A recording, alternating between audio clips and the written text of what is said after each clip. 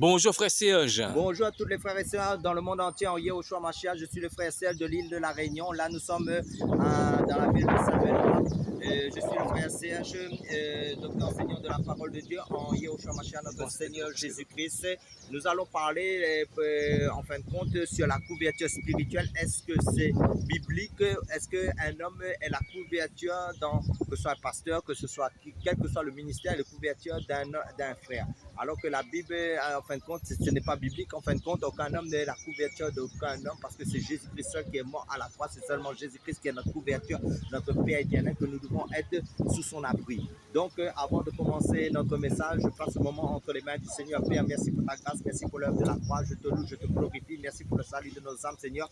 Merci de nous conduire par ton Saint-Esprit dans les paroles que tu as mises sur mon cœur, oh mon Dieu, pour que mon frère soit éclairé à la lumière de ta parole, soit édifié, construit en Jésus-Christ, Seigneur, dans le ministère à laquelle tu l'as appelé, Seigneur, pour être sous ta couverture à toi, Père Saint, en ton Fils Jésus-Christ, car toi seul est la seule couverture de nos âmes, Seigneur. Toi seul est mort à la croix, toi seul a payé le prix au prix de ton sang, Seigneur, pour que nous soyons sauvés, Seigneur, et toi seul, Seigneur, est notre espérance, et nous espérons qu'en toi, Seigneur, pour l'enlèvement de l'Église. Amen. Frère Serge, la question souvent que les personnes qui nous posent, est-ce qu'il faut absolument un pasteur pour être une couverture spirituelle? Non, déjà, la couverture spirituelle, c'est Christ, parce que la parole de Dieu nous dit nous sommes bâtis sur le fondement des apôtres et des prophètes, et Jésus-Christ est la pierre angulaire. Ça veut dire la pierre angulaire de ta vie, c'est Christ. Ça veut dire le fondement de ta vie, c'est Christ. Ça veut dire que tu es assis dans les lieux célestes en Christ. Tu n'es pas assis dans les lieux célestes dans ton pasteur. Parce que ton pasteur aussi a besoin de Jésus-Christ, et Jésus-Christ aussi est sa couverture spirituelle. Quand ton pasteur dort le soir, ça veut dire que toi, tu as des problèmes, lui, il ne va pas se réveiller pour t'aider, lui, parce que lui aussi a sa croix à porter, parce que le Seigneur dit que celui qui veut me suivre, qui renonce à l'humain et que chaque jour il me suive et qu'il porte sa croix. Donc le pasteur aussi a sa croix à porter chaque jour. Donc le pasteur va pas porter ta croix, c'est seulement le Seigneur qui est ton refuge, parce que le psaume, je pense, dans le psaume, dans les livres de psaume, il dit que Jésus-Christ est notre abri, est notre, comment dire ça, c'est lui notre couverture en fin de compte. Il y a pas, c'est Dieu lui-même. Parce que souvent, on voit qu'il y a des personnes, ça c'est la religion, on dit, vous n'avez pas de pasteur. En fait, quand c'est pas forcément un pasteur, en fait, mais on peut enseigner entre nous. Après, on voit aussi qu'il y a le 5 ministères en ligne aussi, parce que nous sommes plus d'église primitive. Oui, parce que dans Éphésiens chapitre 4, verset 11, il nous est dit que les 5 ministères, que ce soit apôtres, prophètes, évangélistes, pasteurs et docteurs, en fin de compte, ont été établis pour le perfectionnement des saints en vue de leur, en fin de compte, pour le perfectionnement des saints, en vue de leur ministère. Ça veut dire que les cinq ministères, ce sont des ministères, en fin de compte, qui complètent les autres ministères, même pour que le ministère à laquelle mon frère, ma soeur est appelé soit complété avec ces ministères-là, parce que nous avons besoin des uns et des autres par rapport aux grâces des uns et des autres pour être encore plus éclairés en Jésus-Christ. Mais ce qu'il faut comprendre, c'est que chacun de nous, notre couverture, c'est pas l'homme, c'est le Seigneur Jésus-Christ personnellement qui est notre Père céleste. C'est pourquoi c'est en fin de compte, si nous disons qu'un homme est notre couverture spirituelle, c'est c'est de l'idolâtrie. C'est ça qu'il faut comprendre. Et en fin de compte, Dieu veut que celui seul, parce que quand tu vas prier, quand tu as une relation privilégiée avec le Seigneur lui seul, non pas avec les hommes, parce que si tu mets les hommes en avant, en fin de compte, là, tu tombes dans l'idolâtrie. Et c'est pour ça que beaucoup, parce qu'il dit manque de connaissance, mon peuple périt. Et beaucoup, en fin de compte, ont mal enseigné la parole de Dieu, ils ont mal compris la parole de Dieu. En fin de compte, c'est pour ça que beaucoup, en fin de compte, n'avancent pas aussi dans leur ministère à laquelle ils sont appelés. Ils restent des bébés à vie, des bébés pendant 10 ans, 30 ans dans les bancs d'église, parce que il ne fait que comme si tu as un enfant chez toi pendant 30 ans, tu vas le nourrir au lait, et il reste au lait, alors que eux-mêmes ils devraient être indépendants, en fin de compte, il faut qu'ils dépendent que de la couverture du Seigneur. En fait, quand Jésus connaissait d'avance que les gens vont utiliser toujours, il faut chercher un pasteur. En fait, quand il a laissé un verset biblique dans Matthieu 18, verset 20, là où 2, 3 sont rassemblements sur les deux. Il ne va pas dire là où il y a un pasteur, il y a un prophète, ou là 500 ou 200, 400. Et là où il y a 2, 3 ou 4 personnes, sa présence est là. Hein. Amen. Parce qu'en fin de compte, ce qu'il faut comprendre, c'est qu'en fin de compte, quand le Seigneur nous a choisis, nous a appelés, c'est lui qui a touché nos cœurs. Ce n'est pas un pasteur, c'est son onction. Dieu nous a convaincus du péché, du jugement, de justice. Donc, nous avons donné notre vie au Seigneur Jésus-Christ. Nous sommes engagés avec l'engagement d'une bonne conscience. Et Jésus-Christ nous a baptisés du Saint-Esprit. Ce n'est pas le pasteur qui nous a baptisés du Saint-Esprit, c'est Jésus-Christ, lui, en personne. En fait, il nous a donné son esprit. Donc, nous sommes les enfants de Christ, qui est notre Père céleste. En fin de compte, comme j'ai déjà parlé dans mes vidéos précédentes, qu'il est notre Père éternel. Donc, ce qu'il faut dire qu'en fin de compte, nous ne devons pas être sous la couverture. Parce que l'homme aussi, le pasteur, il a besoin de Jésus. Donc, Jésus est sa couverture. Donc, comment dire ça? Ce qu'il faut comprendre, nous sommes tous frères et sœurs en Christ. Mais les dons sont différents, mais pour l'équipement des saints, c'est ça qu'il faut comprendre, pour nous édifier mutuellement. Et le pasteur aussi a besoin de ton don aussi. C'est ça que je veux dire. En fait, quand dans Proverbe 14, verset 15, nous dit, hein, et celui qui manque de l'expérience croit tout ce qu'on dit, mais l'homme avisé est attentif à ses pas. En fait, Amen. Quand on va condamner des personnes, dit vous n'avez pas de pasteur, en fait, non, si tu n'as pas de pasteur, tu peux prier avec ta femme, tes enfants, c'est suffisant. Après, le Seigneur va nous diriger s'il y a des frères, encore d'autres frères. Oui, Dieu va se rencontrer. Mais... Oui, parce qu'en fin de compte, on peut. Parce qu'il dit, quand vous vous rassemblez dans 1 Corinthiens 14, verset 26, que faire? Si quelqu'un a un chant, si quelqu'un a un cantique, si quelqu'un a un enseignement, si quelqu'un a une exhortation, si quelqu'un a selon ce que le Seigneur a mis sur son cœur pour partager, pour l'édification mutuelle des frères et des sœurs, en fin de compte, nous œuvrons selon la mesure de grâce que chacun a reçue. Donc, ça veut dire qu'il n'y a pas d'élite dans le corps du Christ, parce que devant le ciel, nous sommes tous égaux, mais seulement les dons sont différents. C'est vrai que les ministères d'enseignement, que ce soit pasteur, que ce soit apôtre, que ce soit évangéliste, que ce soit docteur, que ce soit pasteur, sont amenés d'aller en profondeur dans le développement de la parole de Dieu sous la conduite du Saint-Esprit, pour que les frères soient bien. Ça veut dire pour marcher le travail, pour que les frères assimilent bien la parole, ceux qui ont qui ont besoin de l'éclairage de la parole de Dieu. Mais ce qu'il faut comprendre aussi, nous pouvons très bien ne pas avoir de pasteur au milieu de nous et travailler selon la mesure de grâce que chacun reçoit pour partager la parole. Et c'est Dieu qui a ajouté le ministère au milieu de nous. Pourquoi parler des pasteurs? Pourquoi ne pas être sous la... là, on parle de la couverture des pasteurs, mais pourquoi on ne dit pas sous la couverture d'une couverture évangélique ou prophétique, de prophète ou apôtre? Voilà.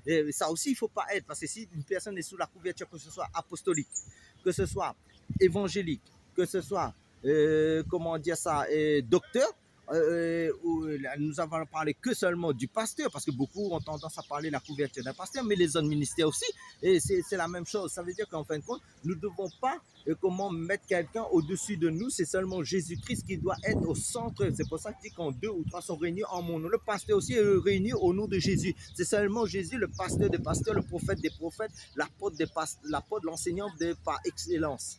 Tu connais bien le verset Éphésiens 4, verset 11. Il y a, qu'est-ce que dit dans l'apôtre? Il y a apôtre, comment dire, prophète, évangéliste, pasteur et docteur. Donc ces ministères-là, ce sont des dons que Dieu a donnés à l'Église pour, en fin de compte, pour équiper les saints pour leur ministère. Chacun a des ministères. Ça veut dire le premier ministère que nous avons reçu, c'est le ministère, en fin de compte, de la réconciliation, être témoin de Jésus. Ça veut dire que tu n'as pas besoin de l'accord de ton pasteur pour évangéliser. C'est tous les jours que tu rencontres des âmes que Dieu permet de mettre dans ton chemin pour annoncer Jésus-Christ.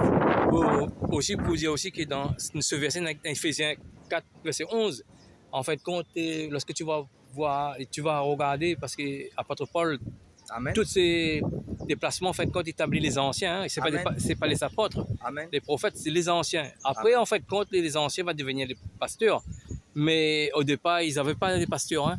Oui, parce qu'en fin de compte, mais pas tous les anciens aussi peuvent être très bien ne pas être pasteur aussi. Ça peut être évangélique, évangéliste, apôtre, il peut être aussi docteur, il peut être aussi, c'est pas que des pasteurs en fin de compte. Mais dans notre génération, nous, on voit beaucoup de pasteurs, même des femmes de pasteurs qui n'est pas biblique en fin de compte. En fin de compte, Dieu n'a pas fait, c'est pas dans le plan de Dieu pour que les femmes soient pasteurs. Donc, nous ne devons pas être sous la couverture d'une femme pasteur aussi, hein, parce que beaucoup sont sous la couverture aussi des femmes pasteur en fin de compte qui n'est pas biblique. Donc ce que je veux dire, c'est seulement le Seigneur Jésus-Christ qui est notre couverture, parce qu'en fin de compte, c'est lui qui est mort à la croix, c'est lui qui a fait tout le travail à la croix pour le salut de nos âmes, c'est lui qui nous perfectionne. Et vous savez, les dons que les pasteurs ont reçus, ils ont reçu de Jésus. Donc c'est Jésus que nous devons être sous la couverture du Seigneur Jésus-Christ. Donc si nous ne sommes pas sous la couverture du Seigneur Jésus-Christ, nous sommes en dehors du plan de Dieu. Si nous sommes que sous la couverture des hommes, ça veut dire si tu n'es pas conduit par le Saint-Esprit dans ton ministère, en fin de compte, tu vas échouer. C'est ça qu'il faut comprendre. Tu vas être sous la couverture des hommes. Parce que, Et tu vas faire les mêmes erreurs que lui. Parce que tu regardes Titre chapitre 1, verset 5, et il dit que ça va établir les anciens. En fait, au départ, il ne savait pas des anciens. C'est ça. Ouais, il pas dit établir les pasteurs, hein, les anciens. Non, les anciens, ça peut être des pasteurs, ça peut être des évangéliques, ça peut être des prophètes, ça peut être des apôtres, et ça peut être même quelqu'un qui n'a pas de ministère. Vous savez, même quelqu'un qui n'a pas de ministère, comment dire, de pastoral, par exemple, si lui, parce qu'il dit comme ça aussi dans Hébreu, depuis longtemps que vous devriez être des maîtres dans la parole, ça veut dire c'est pas obligé qu'on a aussi des dons ministériels pour être ancien. Ça veut dire on peut très bien ne pas avoir de dons, que ce soit apôtre, que ce soit prophète, que ce soit évangélique et que ce soit docteur, pasteur, tout ça là, mais on peut avoir un nombre d'années que nous avons exercé. Parce qu'à des fois, il y a dans les églises, il peut très bien ne pas avoir de pasteur, mais des fois exercer en fonction de la grâce du Seigneur. Ils ont grandi dans la maturité spirituelle, dans la croissance spirituelle. Là, je parle de la croissance spirituelle, je ne parle pas de dons là.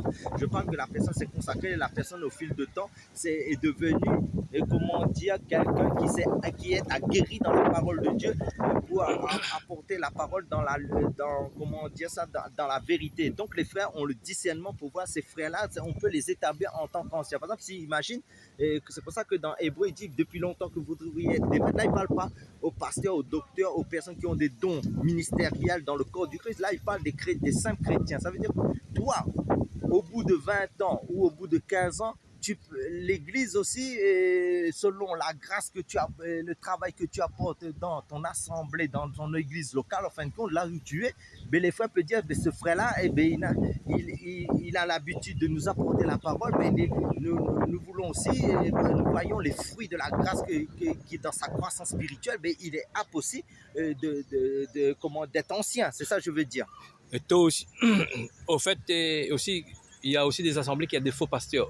Tant vaut mieux on reste à notre maison qu'aller écouter un faux pasteur, hein, parce que... Mais maintenant, un faux pasteur, il dirige une église, ben, quelle onction il apporte la mort. Ça veut dire qu'il n'apporte aucune vie de l'esprit.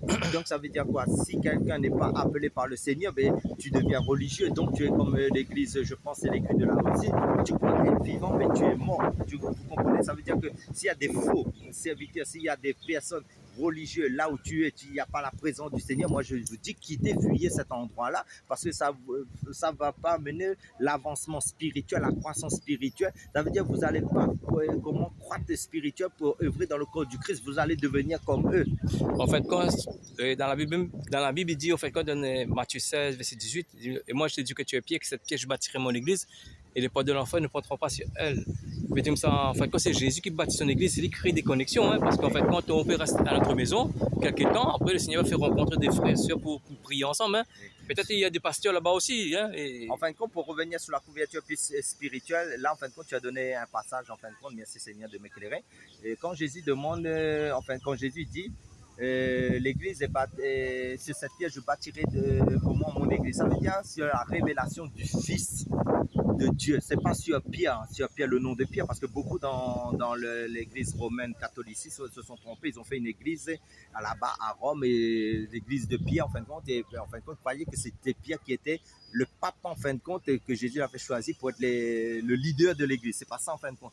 Ça veut dire que quand Pierre a dit, en fin de compte, tu es le fils de Dieu, là, Jésus a dit sur cette pierre. Ça veut dire la révélation du Fils de Dieu. Ça veut dire l'église est bâtie sur le Fils de Dieu. Ça veut dire un vrai serviteur de Dieu, il bâtit l'église sur la révélation du Fils de Dieu. C'est ça, parce que la véritable église, parce que Jésus a dit, en fin de compte, dans Hébreu 3, vous êtes la maison de Dieu, et c'est le Fils qui est le maître de sa maison, parce que Moïse était serviteur dans la maison, mais Jésus est est la tête de l'église. C'est ça qu'il faut comprendre. Ça veut dire l'église, c'est le corps. Ça veut dire le corps ne peut pas être dissocié de la tête, et c'est la tête qui est la couverture du corps. Ça veut dire, je donne un exemple, ton pied va pas, c'est ta tête qui va diriger ton pied, c'est pas ton pied qui va dire à ta tête ce qu'il faut faire. Donc, c'est la tête, ça veut dire c'est Jésus, c'est ça. Il faut comprendre que la tête de l'Église, ça veut dire chaque chrétien qui est né de nouveau, il marche selon l'Esprit. Et l'Esprit, c'est Christ, ça veut dire la marche. C'est pour ça qu'il dit il n'y a plus de condamnation pour ceux qui sont en Jésus-Christ, qui marchent non plus selon la chair, mais selon l'Esprit. Mais maintenant, quand quelqu'un suit un pasteur, suit un homme de Dieu,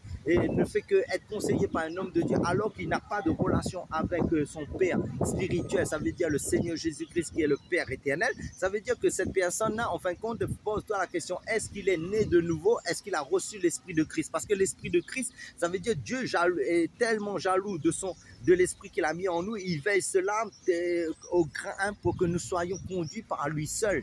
En fait, quand tu es dans la Bible, on n'a jamais dit chercher une église, hein, parce que si tu prends Isaïe 55, 6, rechercher l'Éternel, pendant ce qui se laisse trouver, faites appel à lui tant qu'il est prêt. Amen. Après, Matthieu 6, verset 33, 34, il cherchez d'abord le royaume et la justice de Dieu, tout ça vous sera donné en plus, ne vous inquiétez pas.